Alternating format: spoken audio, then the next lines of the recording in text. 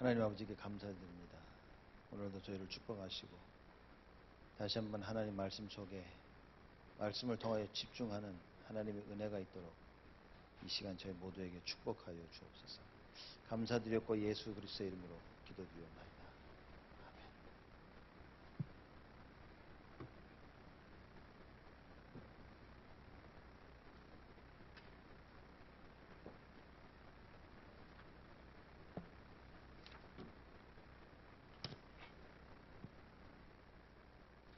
아멘. 우리 오늘 말씀은 필연성에 대해서 나누도록 하겠습니다. 로마서 8장 26절에서 28절 말씀까지 우리 다 같이 한 목소리로 합독하겠습니다.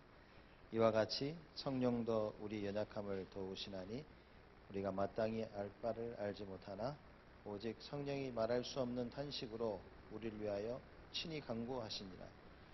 마음을 감찰하시는 이가 성령의 생각을 아시나니 이는 성령이 하나님의 뜻대로 성도를 위하여 간구하심이니라.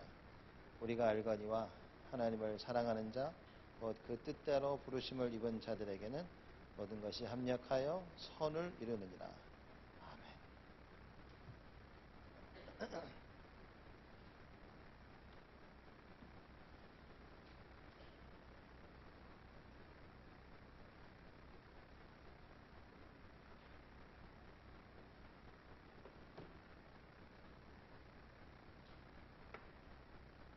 오늘은 이제 필연성에 대해서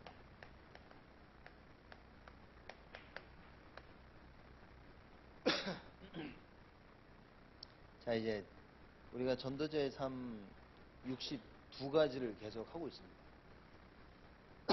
그럼 적어도 매주 금요일 날만큼은 우리가 62가지가 무엇인지 우리 자신을 계속 돌아봐야 되는 거죠.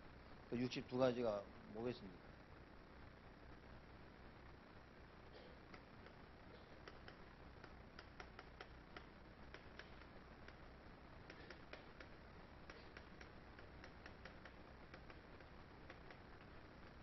사실 62가지 키가 이제 요 세 가지죠.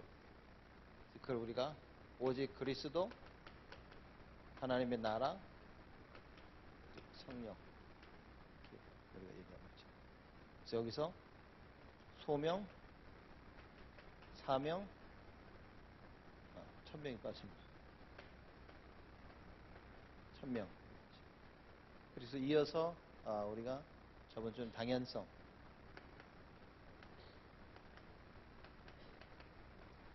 오늘 필연성, 다음엔 절대성. 자, 이렇게 우리가 이야기를 하고 있습니다. 오늘은 우리가 필연성에 대한 부분인데, 저번 주 그 당연성 우리가 잠깐 짚고 넘어가 보면 복음의 당연성에 대해서 보겠습니다. 복음의 당연성은 뭐냐?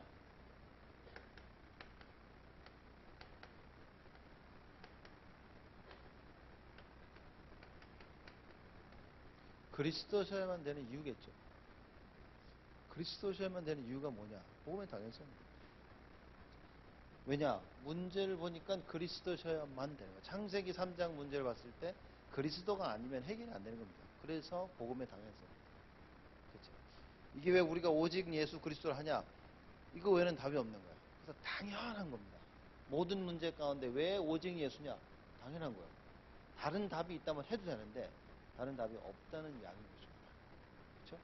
비록 현실 속에 내가 그 언약을 못 붙잡는다 하더라도 복음의 당연성은 알고는 있어야 됩니다. 그러니까 요한복음 15장 24절 복음의 당연성이 나온 여러 가지 성경 구절 중에 나온 한 가지인데, 여러분들이 요한복음 15장 24절은 이게 늘 외우시고 묵상하셔야 될 그 이야기죠. 예수님 뭐라고 말씀하시냐면 너희들이 내 말을 믿고, 그렇죠? 그리고 나를 보내신 자를 믿으면 어떻게 다 그랬습니까? 영생을 얻고, 그죠? 영생을 얻고 심판에 이르지 아니하나니. 사망에서 생명으로 옮겨졌느냐. 당연성인 겁니다. 예수님 말을 믿고, 그죠? 예수 그리스도 보내신 그 하나님을 믿으면 영생을 얻는 당연한 일이 벌어집니다. 그렇죠? 그러면 절대 심판에 이르지 않아요. 뭐 우리가 죽음 후에는 심판에 이른다고 히브리서 9장 20절에 얘기합니다. 인간이 한 번 죽는데 죽음 뒤에는 심판에 있다고 했는데 여러분과 저는 그 심판을 받지 않습니다. 알고 계셔야 됩니다. 그렇죠? 왜냐? 이미 심판을 받지 않을 것이라고 사망의 생명으로 옮겨진 것입니다. 그래서 하나님의 자녀는 심판을 받지 않아요. 그래서 로마서 8장 1절에 뭐라고 했습니까? 그래서 그리스도 예수 안에 있는 자에게는 결코 뭐가 없어요? 정죄함이 없다는 거예요. 그 얘기입니다. 지금 심판에 이르지 아니하나니 우린 정죄받지 않아요. 어느 누구도 우리를 컨뎀, 그러죠? 정죄할 수가 없다는 거예요. 왜냐? 하나님이 안 하시니까. 정죄는 누가 할 수 있냐? 하나님만 할 수 있는 거야. 심판은 하나님만 하실 수 있는 거야. 근데 그 자녀들은 심판에 이르지 아니하나니. 그렇죠? 왜죠? 이미 사망에서 생명으로 옮겨집니다. 뭐죠? 완료형이라. perfect tense예요. perfect tense. 이미 다 끝난 거야. 옮겨질 것이다. 그죠? 생명을 얻게 될 것이다가 아니라 생명을 얻었다. 그죠? 사망에서 생명으로 옮겨졌느니라. 끝난 것이라. 오매 당했습니다. 그리스도에 대한 그 이유. 그럼 이제 문제의 당연성도 나왔어요. 문제의 당연성. 뭐겠습니까? 이 복음의 당연성, 그리스도를 모르니까 당연히 문제가 오는데 노예가 될 수밖에 없어요. 그렇죠? 그래서 끊임없는 전쟁 이후에 포로, 속국, 결국에는 후대 멸망. 이게 문제의 당연성입니다. 당연히 올 수밖에 없는 일들이라 이제 그만. 복음을 모를 때, 그렇죠? 왜 우리 다락방에서 자꾸만 오직 예수 하냐? 이걸 피할 수가 없다 그 말이에요. 오직 예수가 아니면 앞으로 밀려올 노예, 포로, 속국, 전쟁, 후대 멸망 이거를 피할 수 있는 길이 없다 그 말이에요. 그 응답의 당연성 뭐겠습니다? 당연한 결과요. 당연한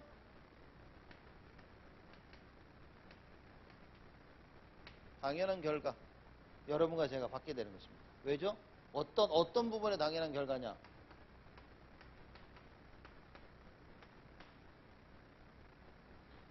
그래서 사실 우리는 그렇죠. 우리가 무엇을 한다. 왜 합니까? 사실 많은 생각을 가지고 있다는 거죠. 많은 생각을 하고 내가 이제 하게 되는 겁니다. 그래서 이제 다들 누구는 대학을 가는데 얘가 대학을 안 갔다 알고 보니까 그냥 안 가고 싶은 거예요. 누구는 뭐 가려고 근데 미국은 뭐 갈 마음만 있으면 대학을 다 가죠. 한국은 그렇지 않잖아요. 한국 대학이 전쟁이라. 근데 미국은 자기 마음만 있으면 어느 대학 사실 다 들어갈 수 있어요. 전 뭐 얼만큼 좋냐 안 좋냐 그 차이지만 그렇죠? 어디든 다 들어갈 수 있습니다. 왜 안 하냐? 사람들이 안 하려는 생각을 가지고 당연한 문제와 응답의 결과입니다. 언약이라는 걸 놓치면 이 부분에 대한 당연한 문제에 대한 당연성입니다. 언약을 분명히 붙잡고 있으면 응답에 대한 당연한 결과, 언약의 열매를 맺게 되는 거죠. 그러니까 우리가 지금 내가 뭘 붙잡고 있냐가 사실 다겠죠. 그럼 나는 어떤 언약이냐는 말이에요. 자신의 것을 붙잡고 있는 사람, 그 문제에 대한 응답이 당연히 오게 돼 있습니다. 여러분 중에 이런 질문을 하시는 분이 계실 거예요. 나 예수 믿는데? 나 하나님 자녀인데도 그런 이런 문제가 옵니까? 라고 질문을 하실 수 있겠죠. 누가 여기서 한번 시원하게 대답을 해요. 하나님 자녀인데 우리 이런 문제의 당연성, 그렇죠? 이런 문제 올 수 있습니까? 근데 하나님 자녀 완전 해방됐는데? 노예 포로 속고 불신자들이지 뭐. 하나님이 자녀인 우리에게도 이런 문제가 옵니까? 온다니까요. 왜 안 오겠습니까? 공부를 안 했어. 하나님 자녀는 100점 맞습니까? 그럼? 시험 보면? 하나님 자녀야. 다 돈 많이 법니까? 그죠? 그렇습니까?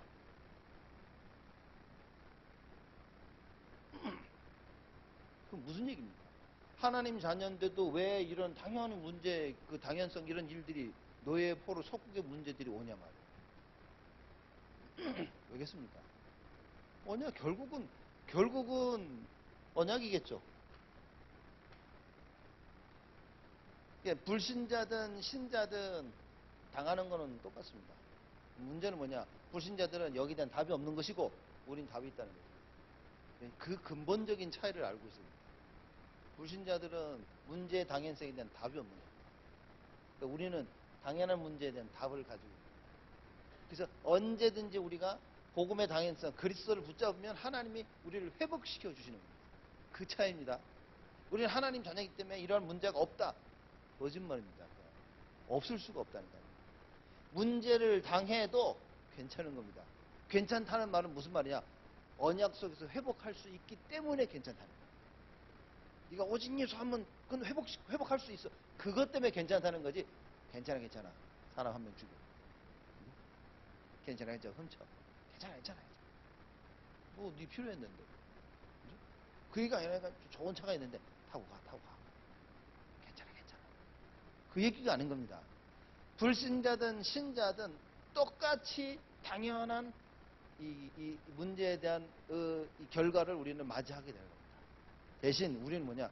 언약 속에 있다는 거예요. 무슨 얘기죠? 이 말입니다. 요한복음 15장 24절. 이미 생명으로 옮겨진 거예요. 이미 심판을 받지 않아. 왜죠? 그리스도 때문이라는 거예요. 그래서 우리 신자된 여러분과 저는 모든 일 가운데 그 어떤 실패 속에서라도 그리스도 언약이 발견되죠. 그래서 진짜 그리스도가 이해됐다. 사실 이건 다죠. 다. 모든 얘기 다인 겁니다. 근데 늘 듣기만 하고 이해를 못하니 어떤 일이 벌어지냐. 문제 속에 딱 부딪힐 때 흔들리기 시작합니다. 이게 뭐지? 하나님 자녀인데 왜 나에게 이런 전쟁이 일어나지? 라고 착각하는 겁니다. 하나님 전쟁을 준 게 아니라 스스로 일으킨 거죠. 스스로 전쟁을 만들어낸 겁니다. 그렇죠? 그래서 그래서 당연성에 대해서는 복음의 당연성, 문제의 당연성, 응답의 당연성 우리 저번 주에 그렇게 이해를 하시면 되겠습니다. 오늘 필연성인데 로마서 8장 26절, 28절을 이제 읽었습니다. 당연한 일들인 거예요. 문제가 터졌다. 문제가 터질 수밖에 없는 그런 상황과 상태라는 겁니다. 그러니까 우리는 뭐냐면 문제가 터지면 터진 문제 가지고 자꾸 뭐라 하는 거야. 그거. 저 사람은 어떻고 이건 어떻고 터진 결과물에 대해서 자꾸 얘기하는데 그게 아니라 당연성이란 말은 무엇이냐? 터질 수밖에 없었다는 거예요. 그 배경을 가지고 있었다는 겁니다. 그 상태를 얘기하고 있는 거예요. 여러분 이게 똑같은 말 같지만 완전히 다른 이야기입니다. 여기서 복음이냐 아니냐가 나오는 겁니다. 결과를 가지고 따지는 건 율법입니다. 저 사람 저럴 줄 몰랐는데 이게 율법인 거예요. 근데 복음의 눈으로 보면 뭐냐? 그럴 수밖에 없었구나. 이게 보여지는 겁니다. 다들 눈빛 이렇게 이해가 되시는 건지 쳐다보시는 건지. 자, 그래서 오늘 필연성에 보면 본 말씀 보면 그 중간 지나서 보면 뭐라 나오냐면 마음을 감찰하시는 이가 성령의 생각을 아시나니 이는 성령이 하나님의 뜻대로 성도를 위하여 간구하십니다. 하나님의 뜻대로 간구하신다 그랬습니다. 여기 필연성을 영어로 inevitability라고 지금 번역이 되어 있나? 자, 이게 유목사님의 필연성을 두 가지 의미에서 쓰십니다. 피할 수 없는, 일어날 수밖에 없는, 그래서 inevitable 해가지고 그렇게 이야기를 하고, 또 다른 필연성은 어떤 의미냐면 그렇기 때문에 필요하다는 necessity, 그런 의미에서 두 가지 의미에서 여러분들이 이해를 하시면 되는 겁니다. 그러니까 이게 일어날 수밖에 없었어. 그렇기 때문에 이게 필요한 거야.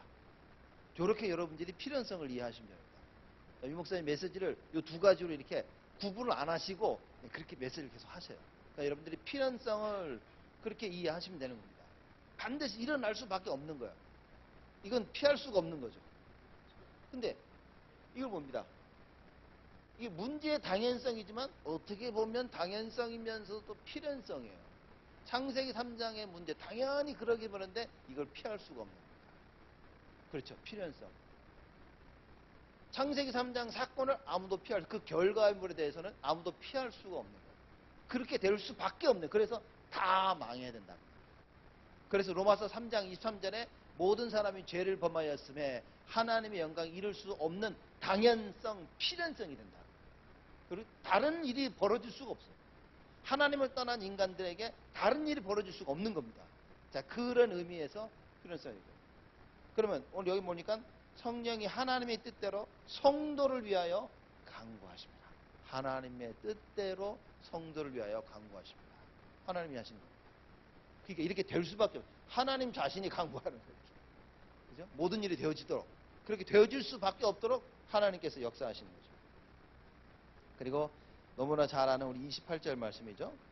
우리가 알거니와 하나님을 사랑하는 자 곧 그 뜻대로 부르심을 입은 자들에게는 모든 것이 합력하여 선을 이루느니라. 결국은 뭡니까? 선을 이룬다.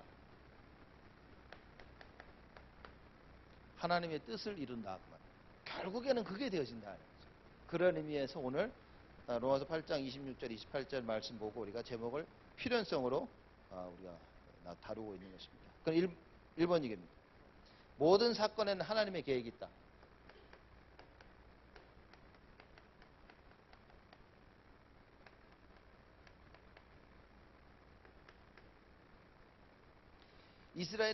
이스라엘이 많은 고난을 당했다. 그렇지.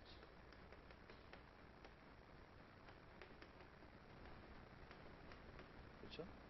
그래서 이제 사도행전 1장 1절에서 6절 얼마나 고난을 당했습니까? 노예, 포로, 속국. 지금 딱 이 상태는 예수님이 오셨는데도 지금 속국. 끊임없는 고난 속에 있었어요. 근데 뭡니까? 하나님의 계획이 있다는 거죠. 그 부분에. 먼저 우리가 보겠습니다. 두 번째입니다. 유대인이 전도자를 핍박했습니다.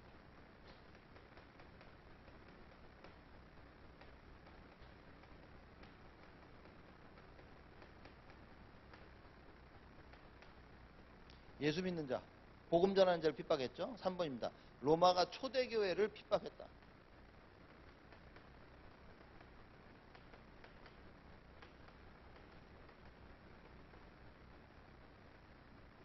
사도행전 27장 10절에서 24절 말씀. 자, 제가 이거를 좀 간단하게 설명을 하겠습니다. 모든 사건에는 하나님의 계획이 있습니다. 이스라엘이 끊임없이 고난당하는, 유대인들을 통하여 전도자를 핍박하는, 로마가 초대교회를 핍박하는 일들이 벌어졌는데 여기에 어떤 하나님의 계획이 있냐? 하나님께서 절대 제자를 찾는 계획을 가지고 계신다. 내 삶 속에 자꾸 사건들이 터지는데 뭡니까? 절대 제자를 걸러내는 사건들. 하나님께 절대 제자를 찾아내는 사건들. 그럼 이제 여기서 모든 사건 가운데 제가 볼 때는 여러분이나 저나 우리가 범하는 큰 실수가 뭐냐면 모든 것을 내 수준으로, 내 기준으로 해석을 한다는 거예요. 내가 보고 이거 맞았어, 틀렸어, 이거야, 저거야. 늘 내 수준으로 이해를 하는 거예요. 내 수준으로 해석을 하는 거예요. 그러니 절대제자를 못 보는 거예요. 그러니 맨날 내 수준으로 이거를 평가를 하다 보니까 어떤 일이 벌어지냐? 하는 말이 맞냐 틀리냐는 거예요. 맞다, 틀리다, 이거다, 저거다, 이 사람이 좋다, 싫다, 이 수준을 못 넘어서는 거죠. 그러니 하나님이 예비하신 절대제자를 볼 수가 없는 거예요. 왜? 나랑 안 맞거든, 이게. 그쵸? 내가 싫어. 또 반면 내가 그냥 좋아. 그냥 좋고 싫은 거지. 그냥 맞고 틀린 것이지 하나님이 보기를 원하시는 이걸 못 보는 거예요. 참 이게 우리가 20, 30년 저도 뭐 20년 넘게 들었는데도 진짜 다락방 가라게 메시지 들어 사람들이 또 그리스도 이러지 이걸 이해 못해요. 그러니까 그리스도가 사실 복음이란 이 부분에 대해서 이해도가 떨어지니까 이거는 절대제자는 듣긴 들었는데 절대제자를 이해를 못해요. 내 삶 속에 벌어지는 모든 사건 속에 하나님께서는 절대제자를 찾고 계신다는 그 계획 이걸 못 보는 거예요. 그럼 뭡니까? 내가 싫으면 그냥 끝인 거예요, 사람. 그래서 여러분 당연성, 필연성, 절대성은 사실상 이겁니다. 소명, 사명, 천명 이해 안 돼야지 뭐 이거 말하기가 어려운 거예요. 하나님 나를 불렀다를 이해를 못하는데 무슨 당연한 천명, 사명, 소명 이거 이해 못하면 사실 이거 당연성, 필연성, 절대성은 어렵습니다. 그냥 앉아가지고 공부하고 배우는 거지 사실 진정한 이해는 어려운 겁니다. 하나님이 나를 부르셨구나 하고 내 삶 속에 언약을 이루어 나가시기 때문에 반드시 이루어지는 당연성, 필연성, 절대성 이게 발견되어지는데 언약이 이해 안 됩니다. 나를 부르셨다는 게 이해 안 됩니다. 뭘 해야 되는지 몰라. 뭘 해야 되는지 모르니까 당연성이 이해가 안 되십니다. 그러면 천명, 소명, 사명 뭐냐? 그리스도 하나님의 나라 성령이 이해 안 되니까 이것도 더 이해가 안 돼. 그렇죠? 하나님 나를 부르셨어. 왜? 부르셨대. 이해 안 되는 거예요. 자기만의 이유가 나오는 겁니다. 우리가 늘 듣는 그리스도 이 세 가지 얘기하지만 이걸요 내 마음대로 이해해 버리니까 뭡니까? 나를 부르신 이유, 나를 보내신 그 이유, 내가 해야 될 사명, 소명, 천명 안 맞는 거예요. 단어는 아는데, 그죠? 천명, 소명, 사명이라는 단어는 아는데 안 맞는 거하고 나하고, 그죠? 누가 그래요? 저는 잘 맞는데요? 잘 맞는 게 아니라 네가 맞고 싶어 하는 거지. 우리가 맞고 싶어 하는 거예요. 내가 붙잡은 게 천명이라고, 내가 붙잡은 게 사명이라고, 그렇게 그렇게 원하는 것이지 진정 하나님의 것이 아닐 수 있다. 그래서 천명, 사명, 소명의 올바른 이해는 여기 있는 겁니다. 그리스도. 그래서 그리스도가 진짜 이해되어졌다. 사실 다겠죠. 사실. 근데 이제 이게 어려운 거예요. 이게 참 그리스도라는 그 단어 하나가 기름 부음 받은 자 다 이해한 것 같지만 선지자, 제사장, 왕 다 이해한 것 같지만 사실 이건 온 우주를 이해하는 단어인데 우리가 이걸 이해를 못합니다. 그리스도가 이해가 안 되니까 뭡니까? 사실상 전도와 관련된 하나님의 나라를 이해를 못하는 거예요. 하나님 나라가 지금 이곳에 임해야 된다는 그 사실 잘 모르는 겁니다. 이게 얼마나 중요한지 사실 잘 모르는 거예요. 이게 여러분 한번 좀 생각해 보셔야 될 질문입니다. 왜 우리 다락방에서 그렇게 주가 랩런트 합니까? 사실 이런 거는 이제 객관식으로 주관식으로 이제 문제로 글에 써보자 뭐 이래도 필요도 있는 거. 제가 그번에는 재직 수련을 모아가 좀 많은 걸 하고 싶었는데 진짜 하고 싶은 건 10분의 1도 못한 것 같아요. 이겁니다. 왜 랩런트? 우리가 왜 다락방에서 그래 랩런트 얘기합니까? 한번 생각해 보겠습니다. 우리가 랩런트 살리자. 왜요? 우리 미래니까. 어떤 미래? 다 들어서 아는 거예요. 랩런트 살려야 된대. 이사야 6장 13절. 랩런트. 야, 랩런트를 위해서. 랩런트 살려고. 왜요? 왜 살리는 거예요? 랩런트 살려야 될 이유가 뭡니까? 그 랩런트 살려야 될 이유가 여기 나와야 돼요. 요 안에서 다 발견이 돼요. 왜 우리 다락방에서 오직 랩런트 하냐? 하나님의 나라가 임하는 이 운동을 하려고 하니까 그리스도 이해가 절대적이다. 왜 하필이면 랩런트니까 다 같이 하면 되지. 어른 되니까 들어간 게 너무 많아가지고 그리스도가 이해가 잘 안 돼요. 기준이 이미 내 것, 세상 것으로 꽉 차 있어가지고 천명, 소명, 사명 이해도 내 것으로 이해합니다. 당연, 필연, 절대 이게 다 내 것으로 이해해요. 내 걸 기준 삼아. 이게 잘못됐다, 틀렸다는 말은 아닌 겁니다. 왜냐, 그럴 수밖에 없는 거예요. 그걸 가득 가지고 있는데 그것으로 이해할 수밖에 없다는 거예요. 시간이 지날수록 그러기 때문에 그래서 랩런트를 키워야 돼요. 뭐냐, 처음부터 오직 그리스도 할 수 있는 랩런트를 만들어내야 된다는 거예요. 그래서 내 기준이 아닌 그리스도 하나님이 기준이 되어져서 모든 것을 바라볼 수 있는, 그래서 우리가 랩런트 하는 거예요. 왜냐, 방법이 없으면 제가 봐도 방법은 없다. 없습니다. 그러면 지금 우리 다락방 2세대, 1세대 랩런트입니다. 그렇죠? 다락방 하는 사람들이 결혼해가지고 애를 낳아서 키웠어요. 그럼 이 애들이 정말 언약에 잘 자라나고 있냐? 유 목사님, 된다 하니까 정말 우리는 굉장히 어떤 면에서는 착각 속에 있는 거예요. 유 목사님이 된다는 말하는 의미는 뭐겠습니까? 뭘 것 같습니까? 언약 안에 있지 않냐 그 말입니다. 우리가 언약 안에 있지 않냐 이 어마어마한 그럼 된다는 거예요. 그렇죠? 언약 안에 있기 때문에.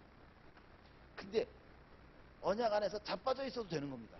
그럼 평생 자빠져 있어도 되는 거예요. 왜? 언약 아니기 때문에. 그죠? 그 자빠져 있는 우리 자식들 보면서 넌 돼. 넌 돼. 그죠? 그리고 죽을 때도 자빠져 죽는 거야, 이렇게. 그래서 확인합니다. 넌 된 거야. 그죠? 틀린 말 아닙니다. 틀린 말 아니라니까요? 근데 지금 우리가 그렇게 랩런트를 키우고 있는지도 모르는 거예요. 다 자빠지게 만들어 놓고 넌 된다고 걱정하지 말라고. 여러분 된다가 아니라 된 겁니다. 이미 언약 다 끝난 건데 문제는 우리 아이들이 언약 안에서 자빠져 있냐 정말 하나님의 중요한 언약을 붙잡고 앞으로 나아가고 있냐 그게 중요합니다. 그렇죠? 이 답을 찾아야 되는 겁니다. 그래서 62가지 그 62가지 하는 중에 오늘 필연성이다 그 말이죠. 하나님 모든 사건 가운데 하나님이 계획이 있는데 뭡니까?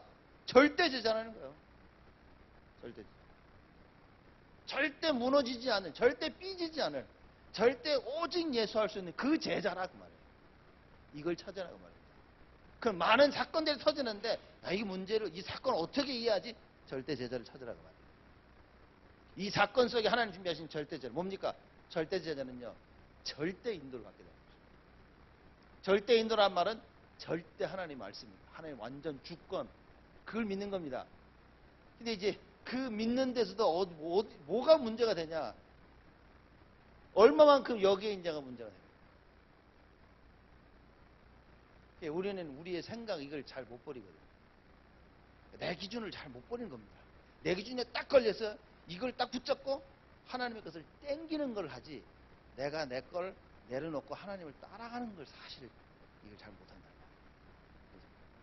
그래서 말씀에 집중한다는 말은 뭐냐? 자꾸 내 생각을 내려놔야 됩니다. 근데 우리는 내 생각을 꽉 붙잡고 하나님 말씀을 아무리 묵상해도요. 여러분 붙잡은 곳으로 갑니다. 그게 우리는 아니다. 그게 우리는 거예요. 그래서 모든 사건 속에 하나님의 계획을 찾아. 두 번째입니다. 모든 문제 속에는 하나님의 계획이 있다. 사건, 문제.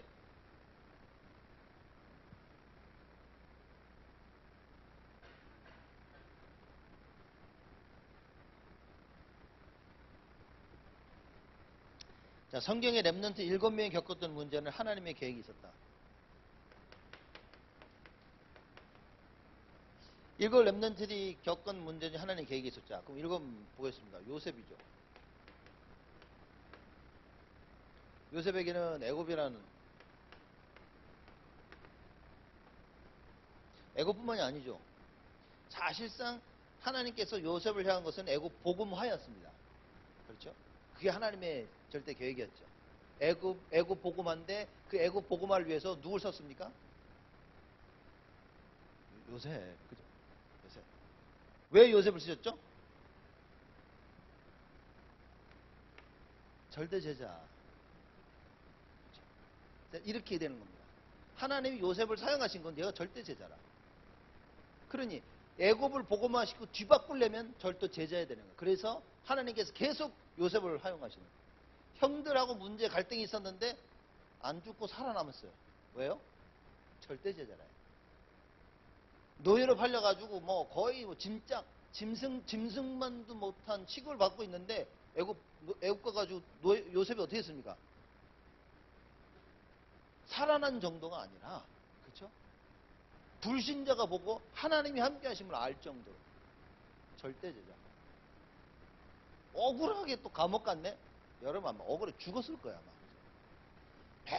매번 막 억울해가지고 그 감옥 속에서도 하나님의 역사를 하나님의 계획을 절대 제자 그 요셉이었단 말이죠. 모세입니다.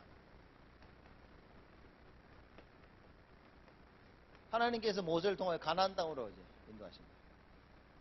가나안 땅으로 가는 길에 문제 정말 끔찍하게 많았다니까. 나오자마자 큰 문제, 이스라엘 백성들 도저히 감당할 수 없는 큰 문제, 홍해에 부딪힌 거예요. 제가 설명 다 하지 않았습니까? 이거 사명 소명할 때. 이거 우리 사명 소명할 때 얘기를 제가 지금 다시 하고 있는 겁니다. 어떤 일이 벌어졌습니까? 홍해 앞에 딱 부딪혔어. 하나님은 답답한 거야. 야, 이거 그냥 내가 홍해를 가르려고 데리고 왔는데 아무도 그 하나님의 계획을 알 수가 없어요. 왜죠? 이게 중요한 겁니다, 지금. 아무도 홍해를 가르려는 하나님의 계획을 알 수가 없었어요. 왜죠? 가나안 언약이 없어요. 가나안 언약. 가나안 언약이라는 분명한 충분한 이해를 하지 못하니까 홍해를 이해할 수 있는 눈이 없는, 내 문제를 이해할 수 있는 눈이 없는 겁니다. 그저 이 문제를 피하고 도망가고 아니면 어떻게 하는 게 그게 답이지, 하나님께서 홍해를 가르시려는 이거 볼 수 있는 눈이 없어요. 그죠? 하나님을 믿었다 안 믿었다 이전에 가나안 언약이 없었다는 거죠. 하나님께서 이스라엘 백성을 가나안으로 반드시 데려가야 된다는 이 사실을 진짜 알았다면 홍해가 별 문제가 안 됐을 텐데 이게 문제라. 왜? 하나님을 안 믿고 가나안 언약이 없기 때문에. 그러니 이 언약이 없는 상태에서 공부를 한다? 공부 어떻게 졸업해가지고 나 사회에서 일을 한다? 어떻게 했습니까? 그는 매일매일 홍해에 부딪히는 거예요. 매일매일 홍해에 부딪혀가지고 뭐합니까? 그저 할 수 있는 게 불평불만밖에 없어요. 그저 할 수 있는 게 하나님 원망하는 것밖에 없어요. 그저 할 수 있는 게 교회 원망하고 목사 원망하고 집사 장로 원망하고 주위의 사람들 원망하고 왜 이랬냐 왜 저랬냐 왜 안 그랬냐 이 현실을 벗어날 수가 없는 거예요. 그렇죠? 그래서 가나안 땅 모세만 가나안 언약을 이해한 모세만 와가지고 야 오늘날 하나님께서 너희를 향해 이루시는 구원을 가만히 앉아서 좀 봐라 이 얘기한 겁니다. 딱 하면 거기 좀 몇 명 더 붙이자면 갈렙과 그 여호수아, 그렇죠? 처음부터 딱 모세의 신봉으로서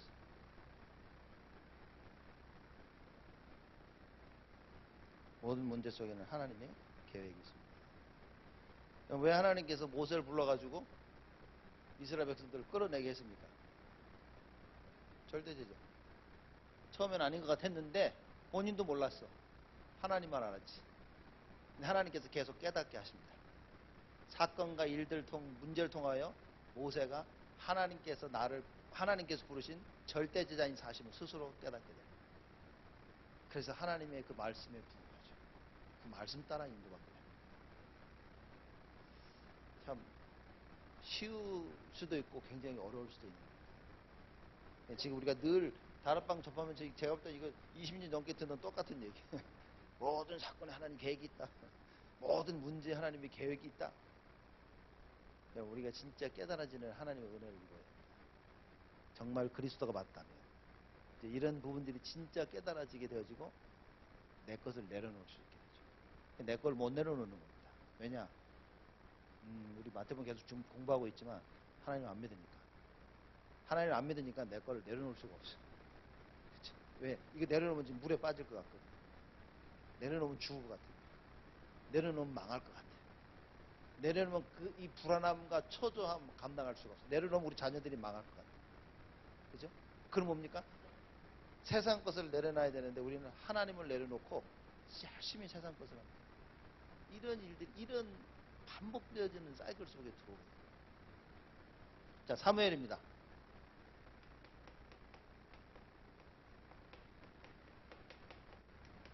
사무엘은 미스바 운동을 일으켰죠. 하나님께서 사무엘을 통하여서 미스바 운동을 일으키십니다. 그죠? 저는 참 하나님께서 사무엘을 통해서 미스바 운동을 일으키는 그 성경을 읽어보니까 사무엘이 뭐라 했냐면요. 야, 니들 가지고 있는 우상들 다 버려버려라 그런 거예요. 아직까지도 다 가지고 있는 거예요. 아직까지. 그죠? 아직까지도 하나님을 섬기면서 이스라엘 백성들이 우상 다 가지고 있었어요. 그러니까 사무엘이 보더니 야, 이제 그 우상들 싹 다 가져와. 그죠? 그래서 이 성경에 보면 우상을 다 모아가지고 태우기도 하고 어쨌든 다 땅에 묻기도 한 겁니다. 태웠어야 됐어요. 땅에 묻으면 언놈이 막 찾아올 거라니까. 거기다 숨겨보내고. 문제는 뭐냐? 이걸 진짜 다 버려야 된다니까요. 우상을 못 버리는 겁니다. 그래서 미스바 운동 뭡니까? 이렇게 모이게 하는 거예요. 이게 뭐죠? 제1 RUTC 운동. 그러니까 사실 제가 볼 때 우리 교회 세대를 진짜 랩넌트 운동 뭐니까 모여져야 돼요. 모이지 않는데 나가는 거 할 수가 없다.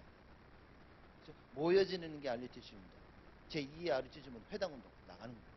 찾아가야 돼 이렇게 살리도록. 일단 모여져서 훈련을 받고 변해져야 된다니까요. 그래서 하나님께서 우리에게 좋은 성전을 주신 건 뭐냐? 그거 하라고. 모여지는 운동을 이제 새롭게 시작을 해야 됩니다. 자, 다윗입니다.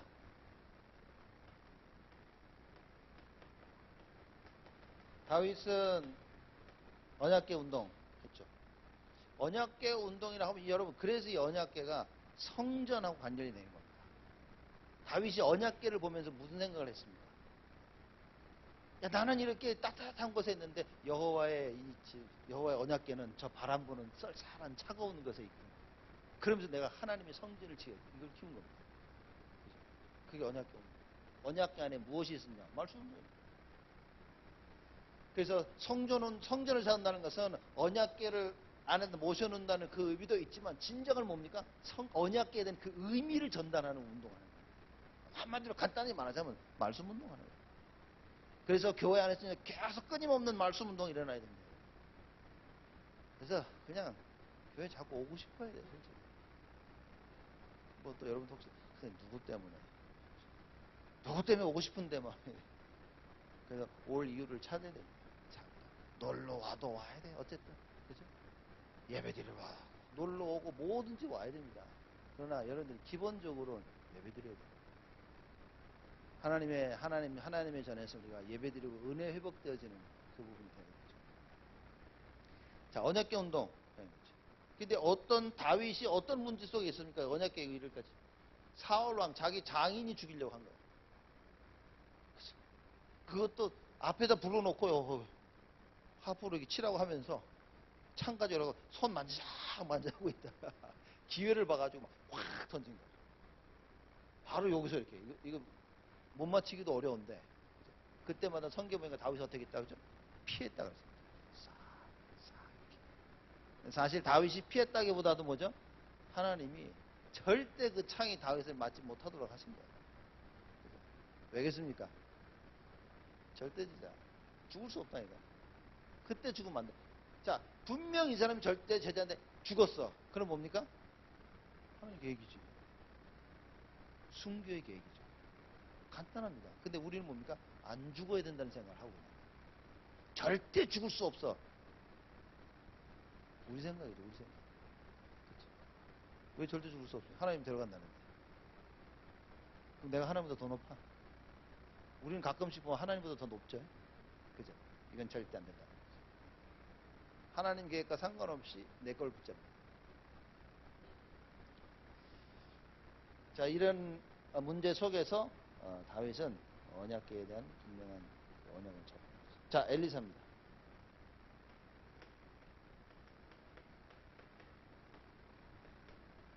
도단성.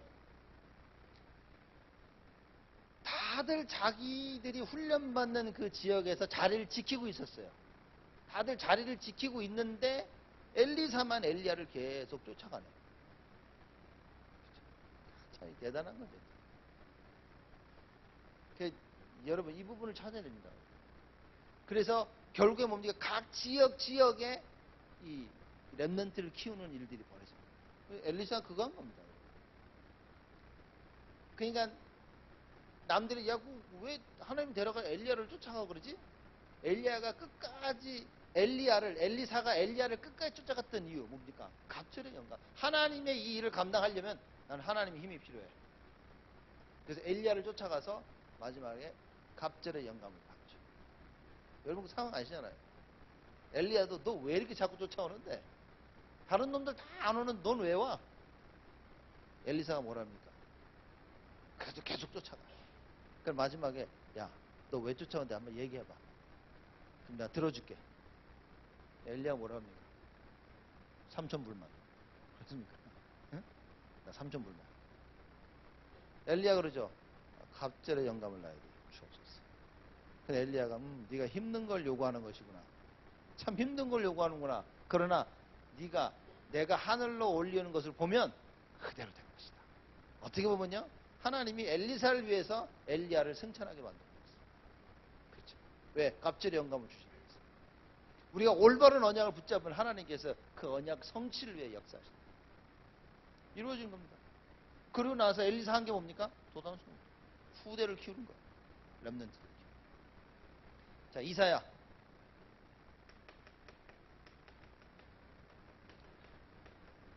하수꾼입니다. 하수꾼의 문제가 뭡니까? 이거 밤새 앉아야 되는 거예요. 여러분, 밤새 노는데 밤새는 거 어렵지 않죠? 신나게 노는 사람도 보니까 밤새 놀아. 카드하고 노는 사람도 보니까 밤새 이렇게 멀쩡하게 다 놀고 아침에 일어나서 밥 해장국 딱 먹고 그리고 집에 가서 또 자고. 노는 데 있어서 밤새는 건 어렵지 않아요. 솔직히. 근데 뭘 지키게 파수꾼으로 가만히 서서 어렵습니다. 여러분. 밤새 이게 피곤과 잠과 싸워야 돼요. 그렇죠. 그 파수꾼이. 하나님께서 이사야를 뭘로 부르시냐? 파수꾼. 무슨 얘기죠? 쉬지 말고 기도하라. 그렇죠. 쉬지 않고 이스라엘 백성들과 후대를 위해 기도할 수 있도록 하나님께서 이사야를 부르셨다. 하나님께서 여러분과 저를 어떻게 부르셨습니까? 파수꾼으로 부르십니다. 이 역할을 감당하려니까 뭡니까? 너무 피곤할 수 있어요. 그래서 저는 참 그런 것 같아요. 이해를 못하는 건 아니에요. 너무 피곤하다. 제가 그걸 저도 피곤할 땐 사람이에요. 근데 우리가 피곤해서 못한다. 시간이 없어 못한다. 여러분 용서하시고 들으시고 제가 볼 땐 절대 이거는 아닙니다. 늘 입에서 피곤해서 못한다. 시간이 없어 못한다. 이것 때문에 못한다. 저것 때문에 못한다. 이거는 아닙니다. 그래. 그냥 안타까워서 그래도 같이 하자 하는 것이지 이거는 아닙니다. 하나님이 여러분과 저를 파수꾼으로 부르셨다. 뭡니까? 피곤을 뛰어넘는 힘을 주시겠다고. 그러면 그 피곤을 뛰어넘는 하나님의 언약을 붙잡으면 하나님께서 역사하십니다. 이걸 체험 못했다는 거예요. 그래서 하나님께서 나를 이렇게 부르셨다는 사실, 파수꾼으로 부르셨다는 그 언약을 붙잡아야 됩니다. 그래서 얘기한 거 아닙니까? 언약 안에 있는 것입니다. 그래서 그 언약을 붙잡으면 다 우리가 뛰어넘을 수 있다는 거예요. 못하는 것은 하나님의 능력이 없어 못하는 것이 아니라 내가 언약을 못 붙잡는다. 사건이 터지고 일이 터졌는데 그 속에서 뭡니까? 하나님은 언약을 이루어 나가신, 그래서 언약의 여정, 그렇죠? 이걸 잡아야 돼요. 그 여정 속에 여러분과 제가 있는 것입니다. 이걸 놓치지 말아야 돼요. 여러 가지 이유가 있을 겁니다. 누구 때문에, 저 사람 때문에, 이 일 때문에, 저 일 때문에 여러분 뛰어넘어야 된다는 거죠. 그래도 나는 하나님의 일을 할 수 있어야 됩니다. 아무리 개차반이어도 하나님의 일은 할 수 있어야 돼요. 그렇죠? 하나님의 일이 가장 우선순위로 와 있어야 되는 거예요. 우리가 워낙 그리스도 이름이 대단하기 때문에 조금만 불러도 하나님 역사하십니다. 그리고 워낙 성실하고 한 사람들은 조금만 열심히 하면 다 되어집니다. 그렇죠? 근데 문제는 하나님은 그걸 기뻐하지 아니하십니다. 하나님이 기뻐하시고 하나님 원하시는 건 뭐냐? 절대 흔들리지 아니하고 내 생각에 좌지우지되지 아니하고 하나님의 언약에 좌지우지되는 그 사람. 하나님의 능한 손에 붙잡혀 하나님의 것을 할 수 있는 그 사람. 여러분 이거 어렵습니다. 어렵습니다 이거. 그래서 우리 자꾸 렘넌트 뭐냐, 어렸을 때부터 이거 자꾸 이 속에서 우리 렘넌트를 키우고 그래야 이게 가능한 거예요. 이게 쉽지 않습니다. 그리고 이게 늘 성령 충만 받지 않으면 여러분 쉽지 않습니다. 오늘 잘 나가다 내일 안 될 수 있다는 거예요. 무슨 얘기입니까? 마귀가 살아있다는 거예요. 시시탐탐 우리를 공격하는데 이거 쉽지 않습니다. 우리는 자기 합리화, 자기 정당화를 사실 우리는 너무 잘해요. justification. 굉장히 우리를 justify를 잘하는 거죠. 그죠? 우리를 굉장히 justify를 정당화를 잘 시킵니다. 그래서 합리화해가지고 이거 이럴 수밖에 없었어. 이건 이럴 수밖에 없어. 저럴 수밖에 없었어. 굉장히 우리는 거기에 능합니다. 그렇죠? 이런 모습들이 우리가 발견되어져서 언약으로 바꿔져야 됩니다. 그 바꿀 수 있는 하나님 말씀 주셨는데 그게 로마서 8장 26절 28절입니다. 성령께서 하시고 하나님께서 모든 것이 합력하여 선을 이루시겠다 약속하신 것입니다. 누구에게요? 여기 나와 있죠. 하나님을 사랑하는 자, 곧 그 뜻대로 부르심을 입은 자들에게, 구원받은 자들에게 하나님께서 이렇게 하시겠다. 결국 하나님은 하나님의 뜻을 이루어 나가신다. 자빠져 있는 걸 하나님 끌고 가시는 거예요. 그죠? 서 있다고 같이 가는 거예요. 급한 사람은 뛰고. 여러 가지 하나님이 우리 상황에 맞춰서 하시는 거예요. 자, 그리고 마지막 바울.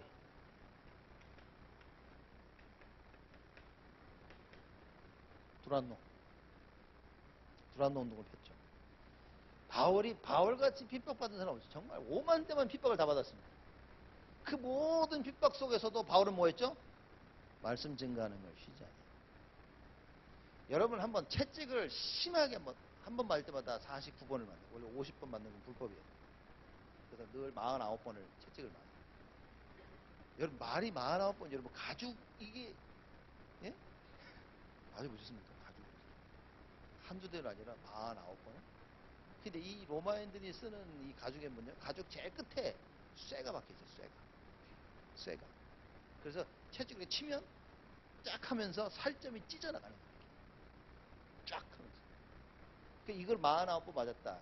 그럼 채찍 맞아가지고 아파, 쓰라려, 멍들어서 이게 아니라 살이 다 찢어져 나가는 거예요. 자, 그 상황에서 찬송하세 주가 나를, 이게 나오겠냐는 거예요. 그죠? 구원의 감사 나오겠습니까?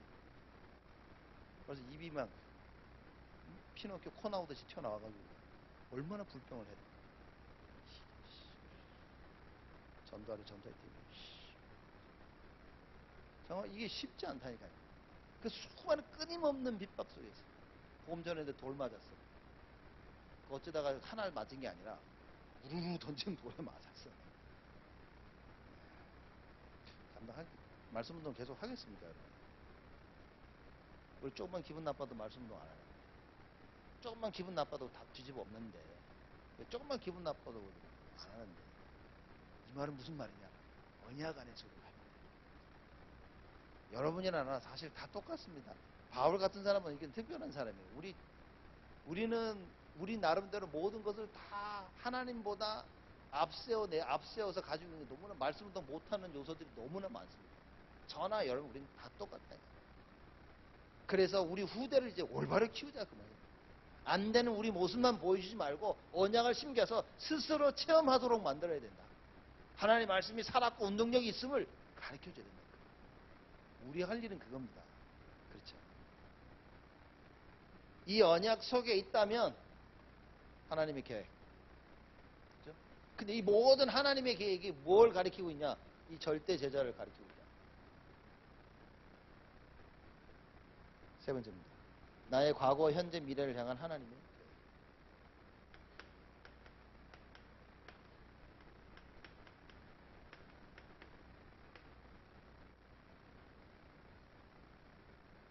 자, 과거를 통해서 하나님이 만드신 나를 찾을 수 있습니다. 그렇죠. 과거. 과거는 뭡니까? 발판이겠죠. 현재. 오늘 내가 해야 될 거, 오늘. 그리고 미래. 뭡니까? 하나님께서 우리에게 주신 비전. 그래서 하나님이 만드신 나, 하나님이 주신 나의 것. 오늘 그걸 찾는 겁니다. 3원을 통해 가지고. 그리고 하나님 주신 나의 현장, 비전. 앞으로 내가 해야 될 것. 그죠? 이 세 가지입니다. 그러면 과거, 현재, 미래를 올바로 발견하는 그 길이 뭐겠냐는 거.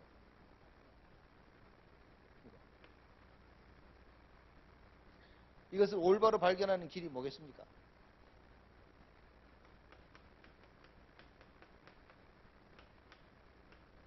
다른 방법은 없습니다.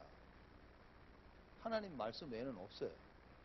그래서 사실상 구약 시대를 통해 가지고 쭉 나온 성경 말씀 보면서 여러분과 제가 주의 깊게 구약을 보면서 깨달아야 될 그 프레이즈가 있는데 그게 뭔지 아십니까? 여호와의 말씀이 임하니라.